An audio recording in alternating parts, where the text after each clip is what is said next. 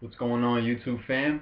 This is your boy Nate Torres once again. I'm bringing you the second lesson in Bongo tutorials, how to play bongos, however you want to call it. So we just finished tuning our drums, right? Alright, so we just finished tuning them. They sound pretty good.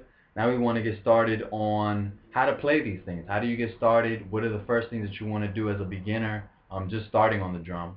So the first thing that I want to show you guys is proper placement. Alright, so I'm going to lower this camera a little bit. Hopefully you guys can see that. Alright, so what you want to do is take the higher head of the drum, kind of place it, this bottom lug right here, place it slightly above your knee, right? So kind of like on your mid to upper thigh, lower thigh really. And then the drum down here, you want to have the upper lug over here. You want to have that right below your knee. Alright, let me turn on the light for you guys. Alright, you want to have that right below your knee. So kind of like this one is above the left knee. If you're right-handed, of course, above the left knee. And this one is below the right knee. Alright? And you kind of want to just have it sitting there comfortably. If you see my feet, they kind of like almost touch each other. And so you create a nice little lock. You're going to be playing like this for, who knows, 30, 45 minutes, maybe an hour. So you want to definitely be comfortable with this. So the first couple things I wanted to go over were just some tones. You have your, everybody calls the tones differently. So I'm just going to refer to them as to how you're supposed to play them, right? So you have your basic open tone with your fingertips, which is just you hitting on the edge of the drum, right? So it's pretty much the tip of your finger where you see that last line and on forward. And you can do that by doing this.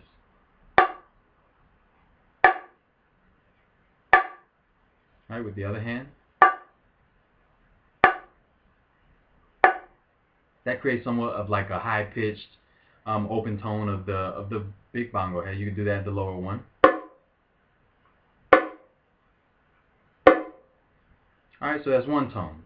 Now you have another one where you can use your whole finger. This can kind of give you a little more volume, a little more emphasis on what you're trying to play. If you need to play a little louder, you can do this. So you just use your entire finger from where it ends at your palm onto the rest. And you hit it like this.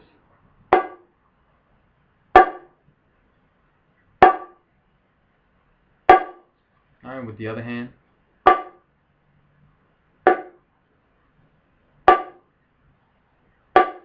Okay, so those are your two basic open tones on the bongo drum. Again, we can do it down here. Right? Alright, so we have our two basic open tones. Just like the conga drum, you have, multiple types of tones. So we have, you can do another open tone with just your three fingertips here. That'll give you a little extra added volume as opposed to just doing it with that. So you can do it just with your three fingertips right here, not including your pinky or your thumb. Or you can do your whole hand. If you really need to play loud, you do like an open tone like you would do on a conga drum.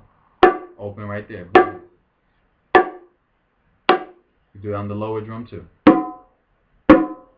Alright, so right there we have three different types of open tones. We have with your fingertip, with your whole finger, with your whole hand, pretty much. Alright?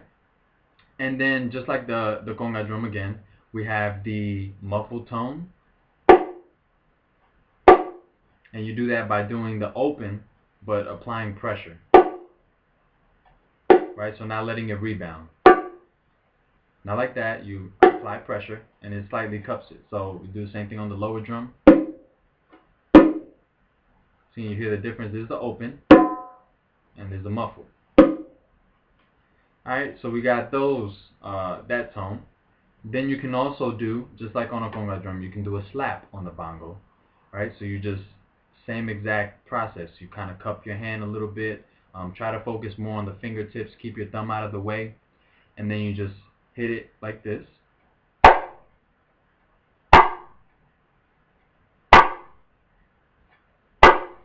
Just like on the conga drum, there's going to be a very hard sound to get out. So I would stay back on learning that. That's more for like when you're soloing and stuff. You really won't use that in any patterns, so it's not as important.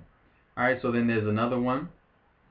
There's another tone where you stick your finger, your thumb, on the middle of the drum, hold it there, apply pressure, and then you use your fingertip on your right hand, and you hit it.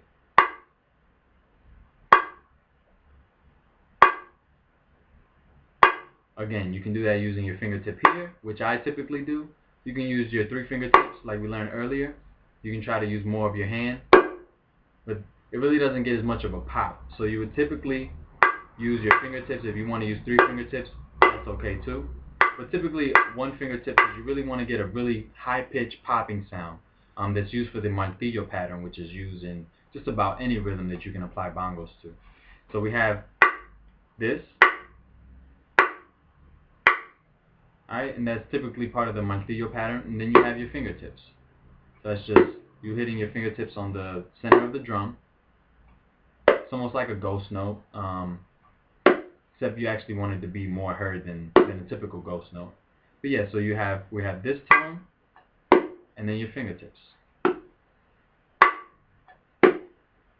Alright, so those are the basic tones for the bongos. I hope that helped in terms of just getting you accustomed to what different sounds you should be looking for, what different sounds you can use.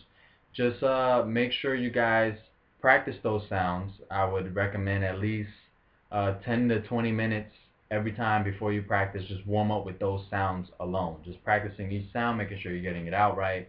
And then from there, you should also try doing exercises on bongos, which I'm going to show in the next video, which will be bongo lesson number 3. Thank you guys for sticking around. I hope this was enjoyable, and hopefully it's beneficial to you guys that are trying to learn. And if you guys have any suggestions, comments, etc., feel free to leave them at the bottom of this video. Alright, have a blessed day.